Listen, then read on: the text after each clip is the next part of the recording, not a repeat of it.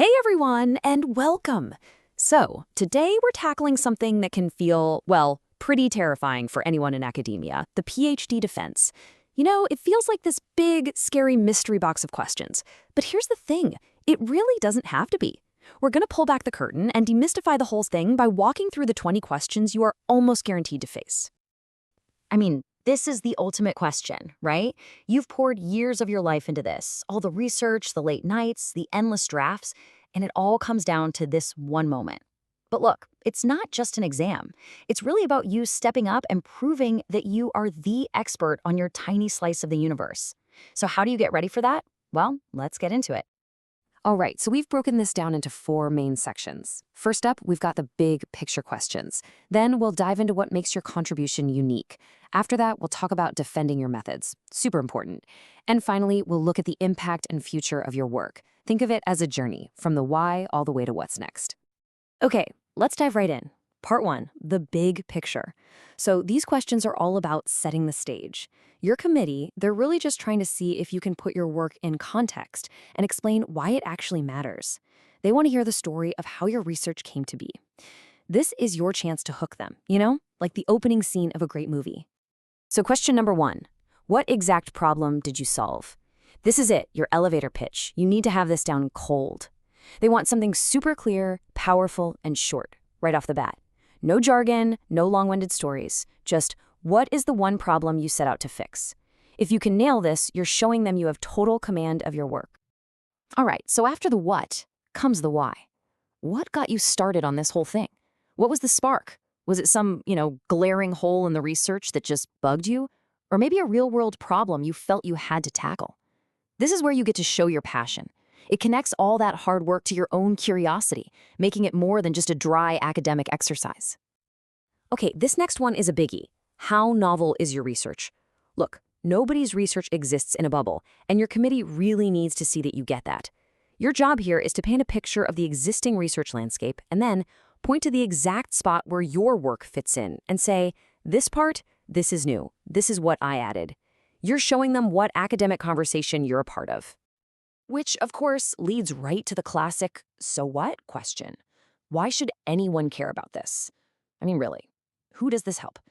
A killer answer here will connect your very specific findings to the bigger picture in your field, or maybe even to the world outside of academia. You have to spell out why your work is important. And to wrap up this first section, they'll ask how your understanding of the topic changed over time. Because, let's be real, a PhD is a journey. You don't just start with a perfect idea and execute it. So what were you wrong about at the beginning? What totally surprised you? A good answer here shows you're a real scholar, someone who grappled with the material and came out with a much richer understanding. Okay, so we've covered the big picture, the why. Now let's get into the nitty-gritty, the what. This section is all about your unique contribution. This is the heart of it, right? The committee is looking for originality. They want to see the actual substance, the findings, the arguments that prove your work is a real, genuine addition to human knowledge. So, what is original about your research? This goes a step beyond just saying it's novel. You gotta be specific. Don't just say, oh, it's new. No, point to the thing. Is it a new framework you developed? A data set you painstakingly built from scratch? A completely different way of reading a classic text? You need to be able to point and say, that, right there, that's what I did. And that leads to, how did your research advance knowledge? This is about pushing the whole field forward, even just a little bit. Because your thesis is out there in the world, what do we know now that we didn't know before? I like to think of it like you've added one new brick to this giant wall of knowledge. Your job is to describe that brick and explain exactly how it makes the whole wall stronger.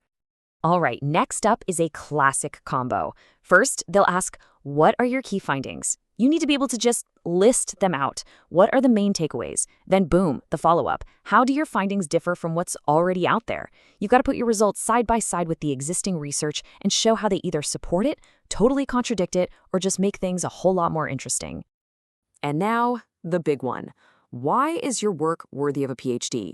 This isn't just another question. This is the question. It's the whole ballgame. And you need to have a clear 4-part answer ready. Step 1, you found a real important gap. Step 2, you came up with a new way to tackle it. Step 3, your approach actually produced original results. And step 4, all of that adds up to a meaningful contribution that deserves a doctorate. Bam, bam, bam, bam. Okay, let's switch gears and talk about methods. This is where we get into the nuts and bolts. You've told them what you found, but now you have to prove how you found it. This part is all about the integrity of your research. The committee wants to see that your process was solid, logical, and that you can justify every single step you took. So, naturally, they'll ask, why did you choose this specific methodology? You have to be ready to defend your choices here. They want to know you didn't just pick the easiest method or the one everyone else uses. You need to argue that your method was the best one for the question you are asking, and, just as important, that you actually thought about other ways you could have done it. And then comes the quality control question. How did you evaluate your approach? Basically, how do you know your methods actually worked? How did you check your own assumptions? How did you validate your data? It doesn't matter if your research is numbers-based or text-based, you have to show the steps you took to make sure your results are trustworthy. Okay, so they're going to ask about the strengths and weaknesses of your methodology. And listen, the key here is honesty. No method is perfect, and you know that. Pointing out the limitations of your own work doesn't make you look weak. It makes you look like a smart, critical thinker. It actually builds credibility. They'll trust you more if you can see the whole picture. All right, this next pair of questions is a bit of a balancing act. They'll ask, what would you have done differently, with the benefit of hindsight? But then they'll hit you with, so why was your approach the right one? You need to be able to reflect and say, yeah, maybe I could have tweaked this, but then pivot right back and confidently say, but given what I was trying to do, this was absolutely the best way to get it done. We are on the home stretch now. We've done the what and the how, so now it's time to zoom way out and talk about what's next. This final part is all about your vision. The committee wants to see that you can think beyond just this one project.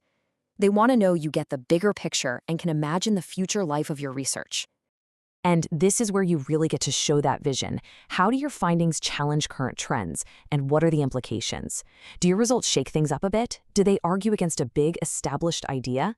And hey, what about the real world? Does this research have any practical use? Now's the time to connect the dots from your specific little study to the great big world out there. When they ask these next questions, something really cool is happening.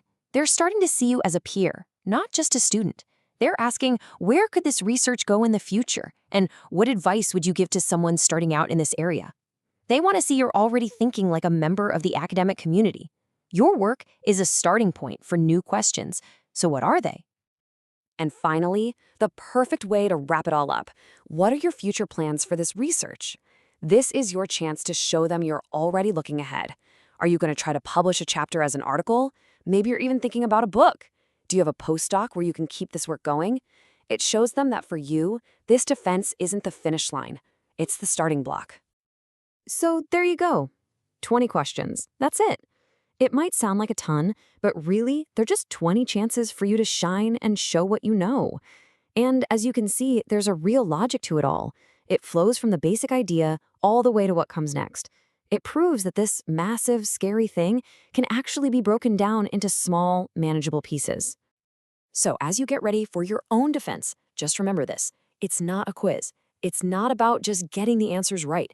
It's about telling a story. You're weaving all these answers together to tell the story of a problem you found, a process you went through, and a discovery you made. And here's the best part. After all this time, it's a story that only you can tell.